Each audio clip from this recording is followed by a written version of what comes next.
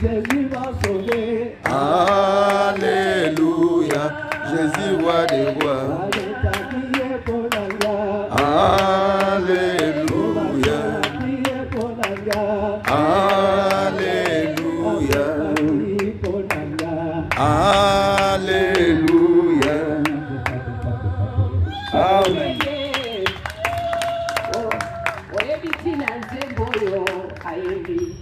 Alobi ete Yesu akufaki mpona ye elobi mingi elobi pamba te alobi Yesu akufaki mpona ye emonisi ete alekaki betape ya makasi lelo ayebi akufaki mpona ye tika ete Nzambe oyo alamusi ye na kati na nzoto mpona molimo kokomisa na kati ya bisika oyo asala lisusu ya minene ya koleka na kombo na Yesu Kristo. Nali mosusu nazoyeba mpona vi na ngai o Nzambe asalinga maisha yangu mie ni mupe nani leo, maisha yangu mie namupa Yesu aitawala. Maisha yangu mie ni mupe nani leo, maisha yangu mie namupa Yesu aitawala. Oh, maisha yangu mie ni mupe nani leo, maisha yangu mie namupa Yesu aitawale. Maisha yangu mie ni mupe nani leo, maisha yangu yote namupa Yesu. Oh, maisha ya jamaa zangu ni mupe nani leo, maisha ya watoto namupa Yesu aitawale. Maisha yangu mie ni mupe nani leo, maisha yangu yote namupa Yesu. Oh, soki nataleli mokili ekochola ngai natalela Yesu ye akobikisa ngayo kumama. Maisha yangu mie ni mupe nani leo, maisha yangu yote namupa Yesu. Oh, maisha Baba, una maisha yangu yote namupa Yesu aitawale. Maisha yangu mie ni mupe nani leo, maisha yangu yote namupa Yesu. Oh, maisha Baba, maisha yangu yote namupa Yesu aitawale. Maisha yangu mie ni mupe nani leo, maisha yangu yote namupa Yesu aitawale. Amen. Amen. Nalobi ete vina nga mobimba nakopesa bato ya mokili te bakosekanga mpe baotula ngai naleki bapasi mikakatano makambo ntina motino kasi ngai nalobi ete vina nga mobimba natikeli Nzambe asalela ngai mpo naza kobika na se na ngolu na ye nde ntina ya nzembo oyo naza koyemba. Amen. Amen. Ekomi ngonga malamu ya koyamba mosali na Nzambe oyo alengelaki mpona kolesa biso bile ya molimo amata na ngumba ya kolesa biso bile ya molimo tokobetela ye maboko mpe na bibiongo kobetela mosali na Nzambe maboko. Amen. Amen.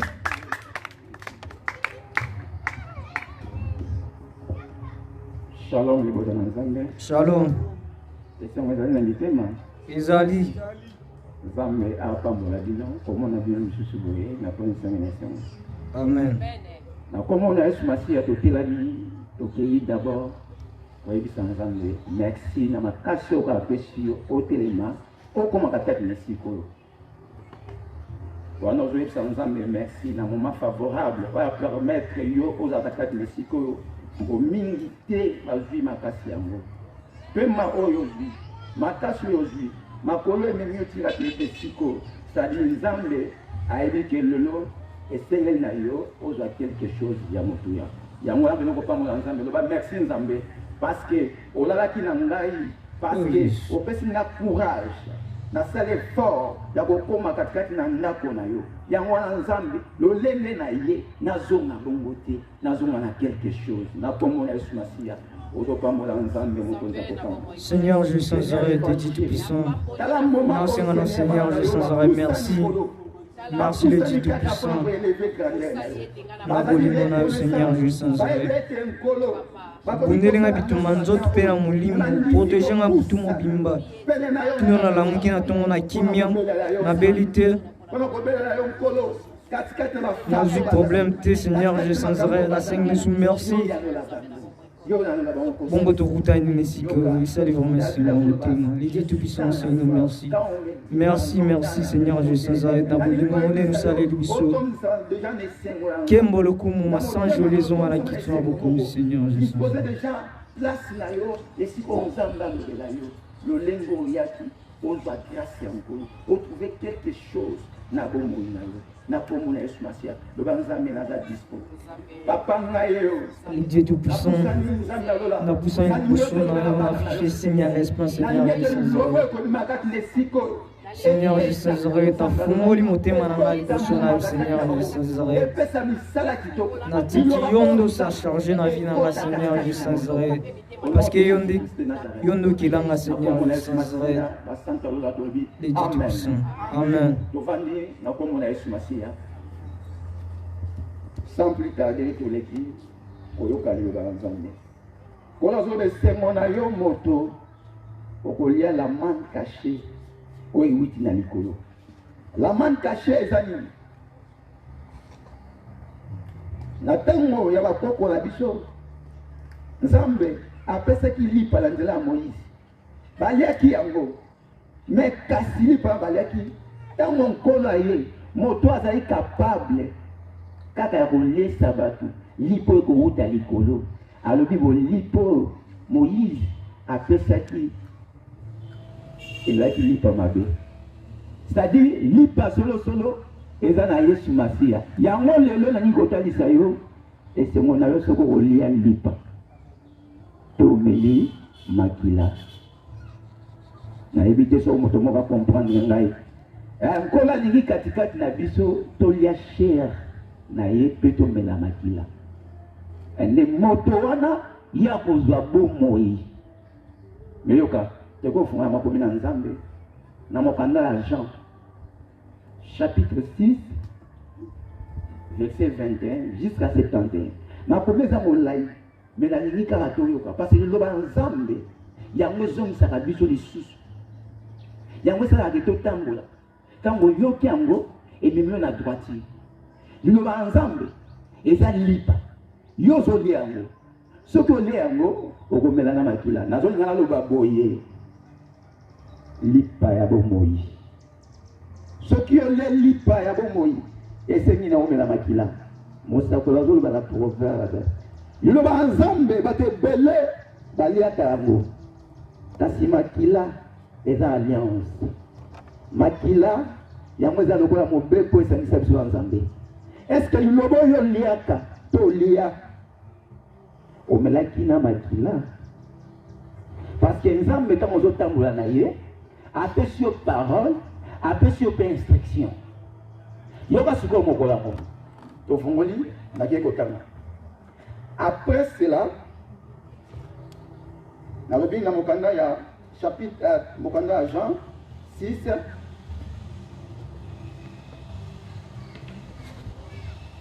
Jean 6 verset 21 à 71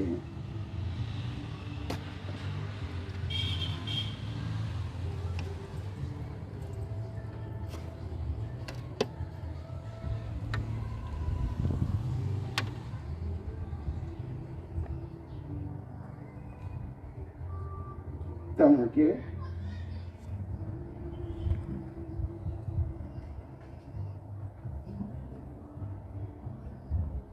Verset 25 à 71. Voilà. Le Bible. Et l'ayant trouvé au-delà de la mer, il lui dit, Rabbi, quand es-tu venu ici? wana foule bamoni Yesu Masia batuni ye Rabbi eli koloba maître tant on dit yokomi katikati lesiko yoka bongo Yesu Masia. Jésus leur répondit, en vérité, je vous le dis, vous me cherchez non parce que vous avez vu des miracles, mais parce que vous avez mangé du pain et que vous avez été rassasiés. Travaillez non pour la nourriture qui périt, mais pour celle qui subsiste, pour la vie éternelle, et que le Fils de l'homme vous donnera. Car celui qu'est le Père, que Dieu a marqué de son sceau, il lui dit, que devons-nous faire pour faire les œuvres de Dieu? Ma communauté qui toko, totanango, bon on comprend ni les ambassades dans le papa là. Jésus leur répondit, l'œuvre de Dieu, c'est que vous croyez en celui qui a envoyé. Quel miracle fait-il donc, lui dit-il, afin que nous les voyions et que nous croyions à toi? Que fait-il? Nos pères ont mangé la manne dans le désert, selon ce qui est écrit. Il leur donna le pain du ciel à manger. Jésus leur dit, en vérité, je vous le dis, Moïse ne vous a pas donné le pain du ciel, mais mon Père vous donne le vrai pain du ciel. Car le pain de Dieu, c'est celui qui descend du ciel et qui donne la vie au monde. Nathan 3, encore la zone natale sanuri. Nzambe la zone natale sakaka na nzela na yende, na nzela Yesu Masia. Parce qu'il y a un lipa. Ceux qui ont léé, ils ont vie éternelle. Or, Nathan Oyakala, Nathan Oyaba prophète, nous n'avons pas à y colomber la bango. Mais il y a un lipa. Mais lipa, on peut y avoir ensemble. Mais quand on a fait awa, ils ont dit lipa ou t'es coloté. Et c'est mon âme, le l'homme, on comprend que y a lipa. Donc, il y a des autres Yesu Masia. Ils ont dit les outils colo. On va jouer dans la main cachée. Dans 34, il lui dit, Seigneur, donne-nous toujours ces pains. Jésus leur dit, je suis le pain de vie. Nazali pas bon Moïse. Celui qui vient en moi n'aura pas faim. Et celui qui croit en moi n'aura jamais soif. Mais je vous le dis, vous m'avez vu et vous ne croyez point. Tout ce que le Père me donne viendront à moi et je ne mettrai pas dehors celui qui vient à moi. Kolobake moto oyo akoya na Yesu Masia nkola kosala nini akotika ye libanda te yango naye koyebisa yo ndenge oyelelo na Yesu Masia kola kotika yo te nayebi ko ilia liloba mais ntango mosusu yeba liloba oliaka te liloba ezalaka nzoto ya Yesu Masia. Mais nous devons senga ezala na makila. Et le senga ezala na instruction. Et le senga autant mona na droite na ko banga ensemble. Liloba pamba boyo soko zuyango. Makila ezate katikati na yo. Okozwa ka bo morité na vie réelle, moto pozwa bo moi azala vivant face na makila na mai. Mais soki makila ezaniye moto wana aza mokufi. Moto wana azedembe yango moni mwasi oyo atungisama pendant 12 ans donc na mission ensemble azaki ebembe mais mokola kutanaki na Yesu Masia makile pesa ki ebongo lelo tokobela makila liloba eza Yesu Masia mais nzambe azolinga na biso totali liloba na ye na misala liloba na nzambe moto nyonso aloba yango yoka Momunya kutu ayebisa Yesu Masia il est écrit koloba te parole motonya soko ko bimisango motonya soko ko lobango mais o nzamba zolinga eza na instruction eza na mobeko eza na alliance liloba wane ko tambusa yo sembo liloba soka eza na mobeko te oza moto yo ozoloba en vain na kiti Jésus a 36 mais je vous le dis. Vous m'avez vu et vous ne croyez point. tout ce que le Père me donne viendra à moi. Donc, on va dire que Nyaso Nzambe, Azo Pesa Yesu, et ce Uta, na Yesu. Donc, Yesu Masi Aza Nzambe. Kaka moto akitaka, Yewe wana moto a mataka. Na 37, na 38. Car je suis descendu du ciel pour faire non ma volonté, mais la volonté de celui qui m'a envoyé. 39. Oh, la volonté de celui qui m'a envoyé, c'est que je ne perde rien de tout ce qu'il m'a donné, mais que je les ressuscite au dernier jour. On va dire ça à Yesu Masia. Azolinga liloba o soki yo lengo. O menina makila, po yo salani na makolo la suka, o sekwa na ye. Alingi yo kufa, koloba ke moto ya komelaka makila. Moto alienzo ya Yesu Masia. Moto wana kokufa kateka sa kosala nini akosekwaka yango volonté ya Yesu Masia. Na 40, la volonté de mon Père, c'est quiconque voit le Fils et croit en lui et la vie éternelle, et je les ressusciterai au dernier jour. Yango sokotali awa. Et la même parole, on a mon candidat Jean 3,16, Nkola Loba. Car Dieu est aimé le monde, qu'il a donné son Fils unique, afin que quiconque croit à lui, qu'il ne périsse point, mais qu'il ait la vie éternelle. So ensemble, on va telle ça. Il va ensemble, ça va kaka moko. Donc, ceux qui yo, aussi le ba Yesu Masia, o melina vino, yo ko bunga kate makozana nini na bomo ya seko. Na kitina 41, les Juifs murmuraient à son sujet parce qu'il avait dit, je suis le pain qui est descendu du ciel. Wana ba Juifs ba komi entre bango ko mirme comment ya ko baza lipa wuti na likolo yoka. Et ils disent, n'est-ce pas là Jésus, le fils de Joseph, celui dont nous connaissons le père et la mère? Comment donc-il je suis descendu du ciel? Ba Juifs ba komi koloba. Nangane moto oya ko koloba ke ye awuti na likolo. Est-ce que ye wana te rebi maman na Marie?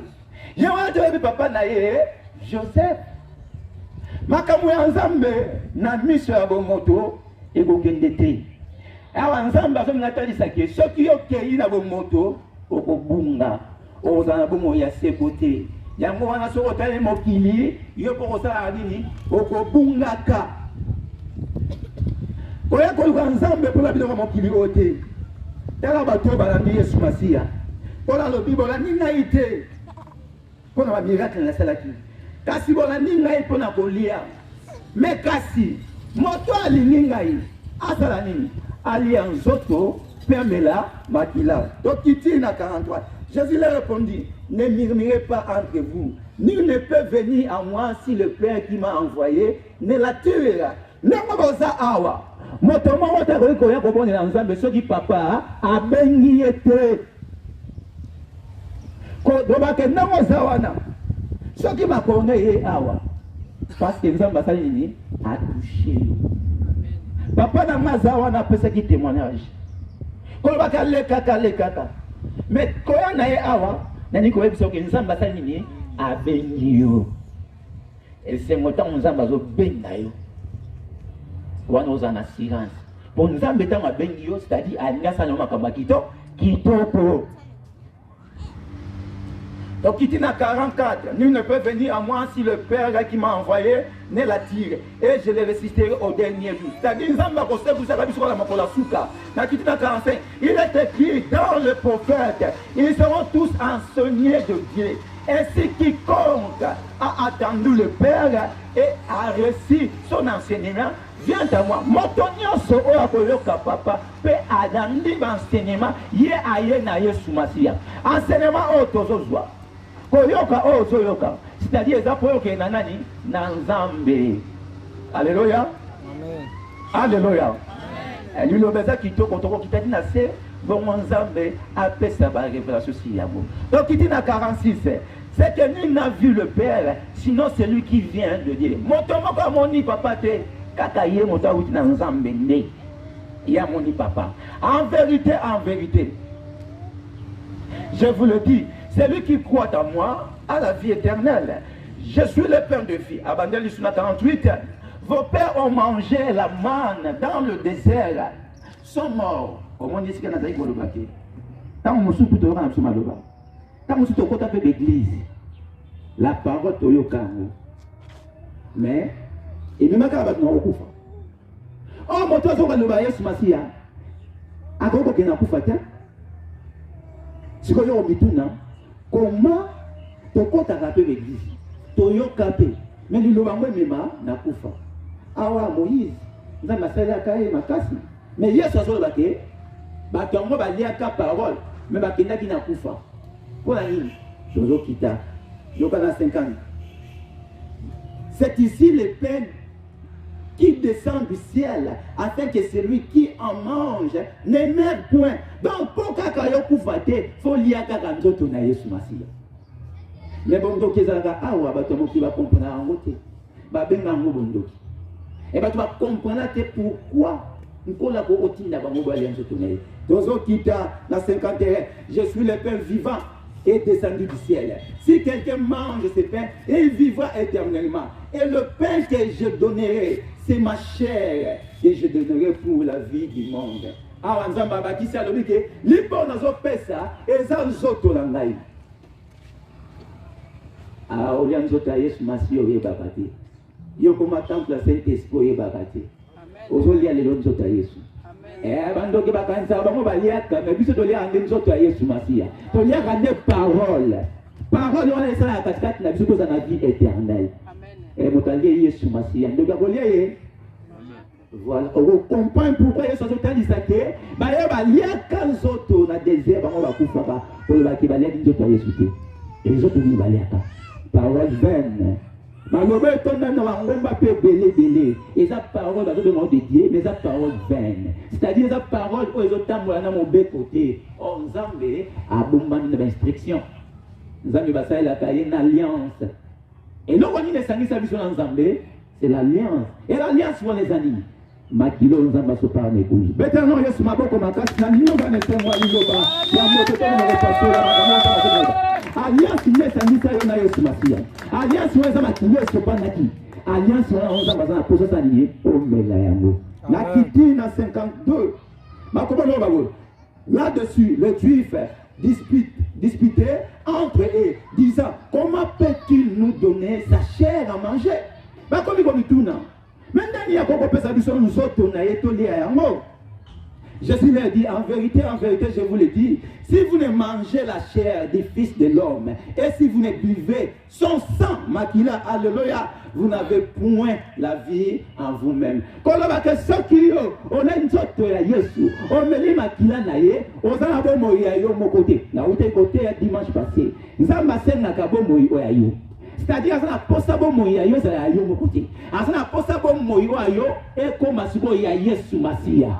Bete la Yesu maboko makasi. Moi si on femme samaritaine, avec na mai. Mai yango ya zaki nango, ezaki bon moyen na ye moko. Mais ça batali ki avec bon moyen na moko o vivre éternellement. Yango pesa na mai wana, na pesa yo mai ya bon moyen. Alléluia. La kiti na 53. Jésus leur dit en vérité, je vous le dis, si vous ne mangez la chair du Fils de l'homme et si vous ne buvez son sang, vous n'avez point la vie en vous-même. C'est-à-dire, comme Nabo Moïse, il y a Jésus. Celui qui mange ma chair et qui boit mon sang a la vie éternelle. Et je les ressusciterai au dernier jour. Moteur qu'on y a nous autres à Jésus. Peu moteur qu'on a à Jésus Massia, à cause de quoi comme on Yasuka. Quand on va boyer, moteur sur le dit ensemble. Moto azotambusa maselo instruction kolo. Moto azobanga nzambe. Aza moto ameni makila yango ya nkolo po makila suke sali alliance. Yo tambola nako banga nzambe. Yo tambola droit. Yo tambola ndenge nzamba zako olinga. Wana ndo sali volonté ya papa. Yoka na 55 makobe ko bawe. Car ma chair est vraiment une nourriture et mon sang est vraiment un breuvage. Voilà. Quand on a dit, nous autres, on a vraiment dit lait. Mais maintenant, on a un breuvage. Breuvage, c'est ça. Breuvage, c'est une boisson spéciale. C'est-à-dire, nous autres, c'est un lait. Mais maintenant, c'est une boisson spéciale. Ah, vous comprenez, on dit yes. Et là, quand on a ça, c'est un miracle. Ah, mais ça, c'est une boisson spéciale. mais ce n'était pas le moment. Aïe, ici, Marie, femme, qui est entre toi et moi? Parce que tant on a de coquiller, on va mettre là, boisson spéciale. Mais le qu'on a dans Zambé, na divinité naïe, nous avons sali à toki qu'on a dit ça que y a za limité, y a za illimité à sali amour. Mais lobby, exactement moté. Parce qu'il est mort à Ibapi. Mais tant que kokaki, avec le bâtiment sali et koki. Na kitina 55, car ma chair est vraiment une nourriture et mon sang est vraiment un breuvage. Celui qui mange ma chair et qui boit mon sang demeure en moi et demeure en lui. Et je demeure en lui. C'est-à-dire, moto alien zoto a yesu pas même makila, yesu a kozala kana epe moto wana a kozala kana yesu. Donc pour demeurer dans le colo, yo kankola zo babwe, to persévérer jusqu'à la fin. Oh, pour persévérer qui n'a suka, ce qui a gagné les autres à Yesu peut mener maquilla, yo ko demeurer qui n'a suka. Et puis Yesu ça ni à cause de la kana yo qui n'a suka. Dans 57 comme le Père qui est vivant m'a envoyé et que je vis par le Père, ainsi celui qui me mange vivra par moi. C'est ici le pain qui est descendu du ciel. Il n'en est et qui sont morts. Il n'en est pas comme de vos pères qui ont mangé la manne et qui sont morts. Celui qui mange ces pains vivra éternellement. Jésus dit ces choses dans la synagogue, enseignant à Capernaum. Plusieurs de ses disciples, après l'avoir attendu, dire cette parole et dire qui peut l'écouter. Nana koyokaye parce que mon tato va lire un autre nangai. Nana ça va kebo lire un autre nangai. Peu pour me makila nangai. Batu ba moko na kozanga koyeba. Na kozanga makamu molingo. Babeli ndoki. Tokiti na 60. Na 61. Kola wa. Jésus sachant à lui-même que ses disciples murmuraient. Yesu dobo aza moto akitanga kakati ya moto. Kona mavandi wana. Kola koki ko bimisa yo. Atani katina yo. Apôtre dans le bas, c'est la parole de Dieu. Elle le bas ensemble dans le bas lipa. Elle le bas mort. Et ça le bas ensemble. Et ça le bas que ensemble n'est pas sur le bas mitio. Atoki ko bimisa pe atani yo. C'est comme quand tu as mon fou, na ba disciple, quand la tani bango, ayebi ke katek na ba wasani, bazo miru. Na sija nini ya ko dia nzoto, pe ko mela makila. Yo ka miru à ce sujet. Là dit c'est là vous scandalisez. Quand la tribu est scandalisée, non. Et si vous voyez le Fils de l'homme monter où il était auparavant, quand on va dire avant qu'il a, Azaki wapi, na likolo. Makambo jusaka batu mosusu, koyeba ke Yesu azamwa na Nzambe, ke Yesu azanzambe yango. Ah siko Yesu azoba. Mais soki bo yebi ke, amani moto akitaki. Azonga siko esika azalaki wapi. Yoka. Liloba on azoba awa lipa. Et yaki ndengeni. Tant ange aye pa ya Marie. Marie a trouvé grâce. Aïdicier, ange aïdicier, tu affronteras un fils. Ogi liloba ndenga yaki, ya mwana au commencement. Et ben la Yesu ya mwana. Oh ma commencement est bandeli. Au commencement était quoi? La parole. Qu'est-ce qu'ange yaki après ça dit? Liloba et pour la makamya, il y a Yesu Masia. Donc Yesu a bandeli. Yesu akitaki kaka yewa sani amata. Dans 63, yoka Yesu a le biboé. C'est l'esprit qui vivifie, la chair ne sert de rien. Les paroles que je vous ai dit sont esprit et vie. Yama moni nongo saboye. Makamu ya nzambe, ezaka makamu ya molimo. Ezaka makamu moto to soko ke kota moto sa nini? Oke mopandi. Yoka makomozo ba en vérité. En vérité, en vérité. Na bosolo ya bosolo. En réalité dans l'homme, hein, c'est l'esprit. Asiko ni natali sayo, na bosolo ya bosolo, kat na moteza molimo. Siko moto yo azo comprendre que kat neza molimo. Siko yemo ko molimo azo talisa. Donc pour yo comprendre ngo pour yo ko faut papa sa nini abenga yo. Et puis ça dit, l'ito ina fongulango. Makambo oyo, Et ça, ma camuka, les taux, il faut bien, aux autres comprendre les cigani, le besoin yaka. La quitté na 64. Mais, il n'en est parmi vous quelques-uns qui ne croient point, car Jésus savait dès le commencement qui était ceux qui ne croyaient point et qui était celui qui les livrera. Nous sommes quand Zambayebi. Ce que nous avons dit, nous avons dit, nous avons dit, nous avons dit,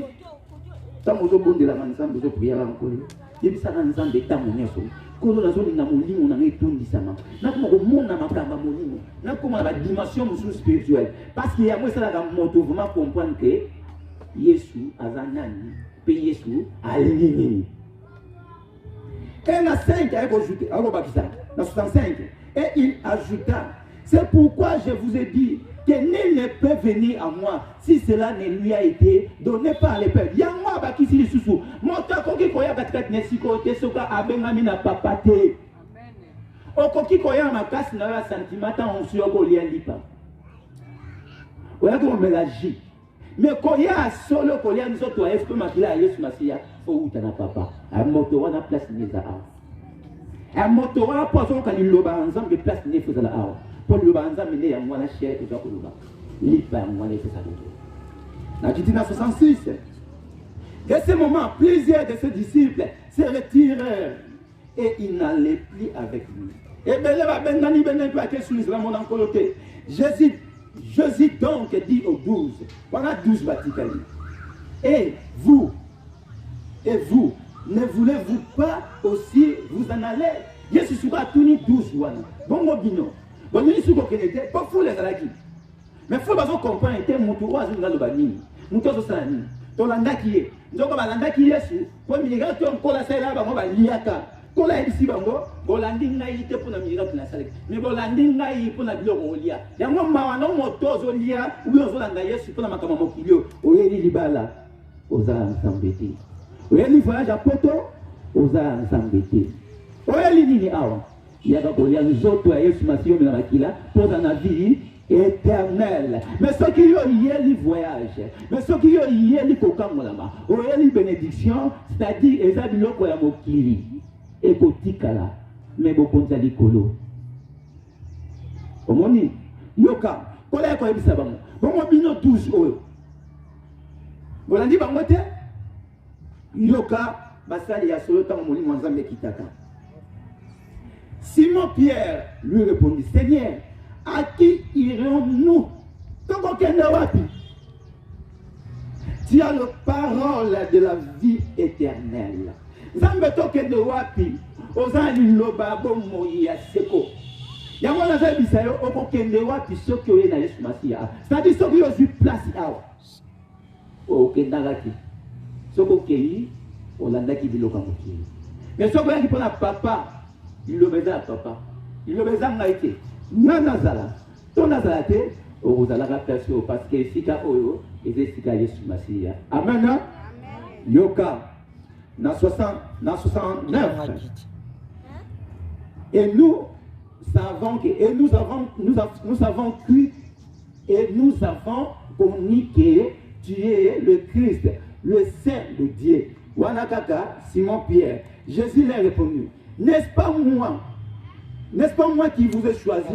Vous les 12. Voilà, est-ce que qui vient le 12? Et l'un de vous est un démon. Il parlait de Judas Iscariote, fils de Simon, car c'était lui qui devait le livrer. Lui, l'un des 12 disciples. Alléluia.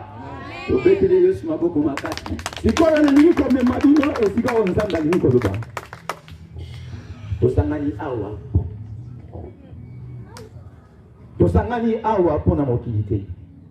Nalobaka tango nyonso. Soko lini mokili oyo. Olandi biloka mokili oyo. Okobungaka 1 Jean 2, 15. N'aimez pas ce monde avec ses convoitises. Soko lini mokili oyo. Oye kolba nzambe pona terrain mokili oyo. Oza nzambe te. Oza lokola foule oyo bato basangana kola zolo bake. Olandi ngai pona dilia. Mais bilia wana eza bilio eza 20. Nazolinga katikati na yo on comprend que lelo oyo yo benga mwana nzambe nzambe oyo kana masolo nzambe okenda kobondela ntango nyonso nzambe wana azalaka liloba nzambe wana azalaka lipa nzambe wana azalaka bilia yango omoni soko ozokondela okoti na molimo meme ozalaki na nzala ntango ozosisa nzala efesila oyo bomoto mpo maloba ezalaka bilia nzambe abe aza nourriture olie deja na molimo sikoyo okotambola na yo ndenge olazoba estce omela breuvage omela alcool spécial bato moki bazokonomela baalcool na bango toyebi baprimise azoka bakombo ndenge na ndenge mosusu ekuta bangola mosusu bakoto so banini c'est-à-dire eza alcool mais nazoba alcool spécial makila na yesu masiya makilo epesaka elonga makilo esalisa kozala na alliance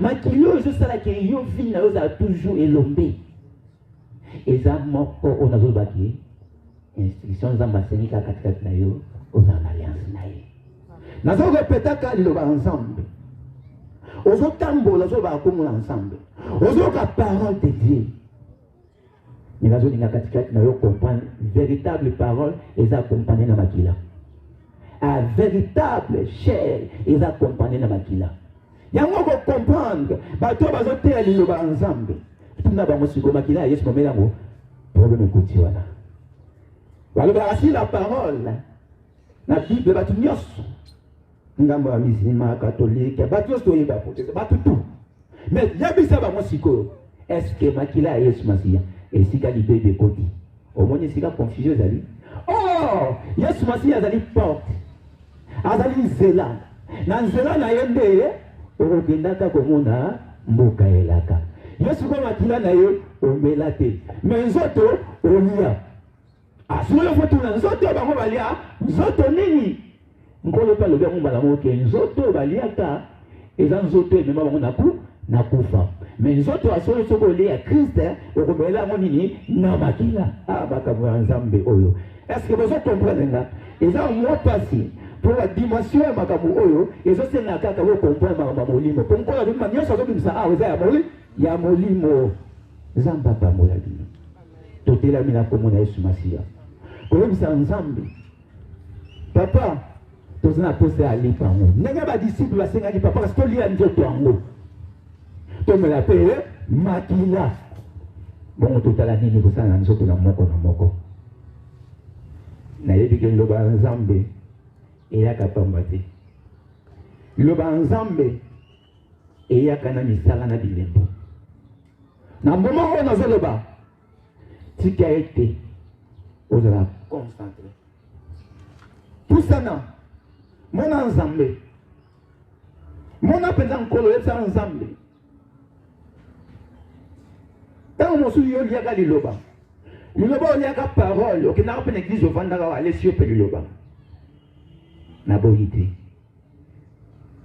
po moyizi mpe alesaki bato bilia azalaki moko ya nzambe baprofete balesaki bato bilia batindamaki na yesu masiya na nzambe mais nzambe sikoyo azolobake bileya soloso ye moko kono azolinga nini alobake okoma temple ya saint esprit mpona kokoma temple ya saint esprit osenga na yo lia chair ya kriste omela na makila eloko oyebisa nzambe ngai oyo nzambe ngai oyo nkolo nalia nzoto namela makila banda kolia nzoto ya yesu masiya banda komela makila ya nkolo achange bomoi na yo ozala moto okobunga te parce que olanda yesu masiya parce que bolingo ya nzambe to volonté ya nkolo eza kaka yo bunga te eza kaka yo nde ozala na vie éternelle yango wana miniti oyo ozokota koyebisa nzambe alola nzoto na o papa banda kobelela kombo ya yesu masiya yaba nzambe alola nazomela makila na yo ala miniti ntongo ozobelela bongo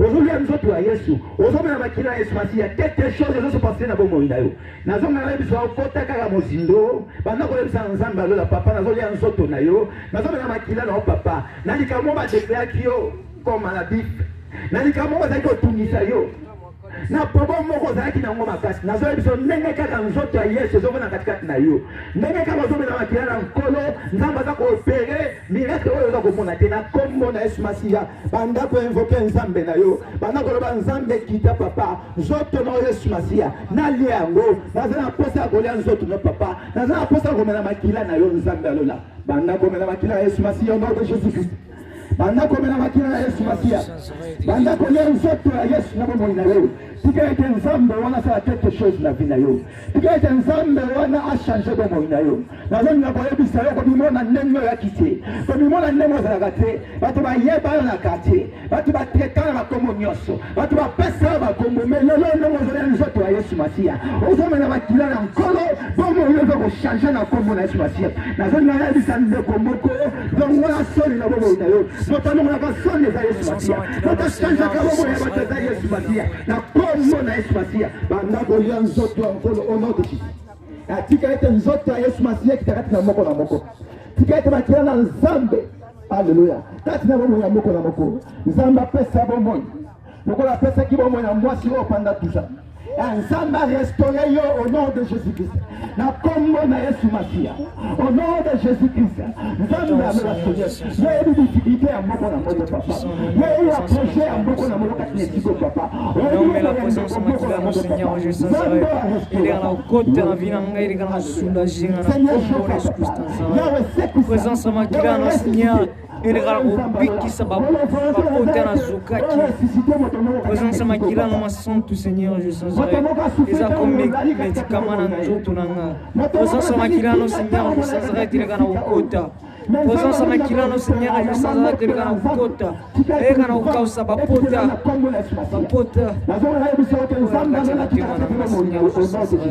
présence makila no Seigneur je sens ele kana ukausa présence makila no Seigneur je sens ele kana ukausa naposa présence makila no ele kana ukota makila no Seigneur je sens ele kana ukota ukota na nzoto na nga ekota na kombo na Yesu Christ esika nyonso ezala yo marché te et marché grâce à makila no Seigneur je sens esika nyonso nakangamaki e makila no Seigneur je sens ele kana kofungola na kombo na Yesu Christ makila no ele kana obikisa na kombo na Yesu Christ amen au nom de Jésus amen nzambe azoyebisa ngai eza na vie ya ndeko moko anyokwami mingi akoma moto ya soni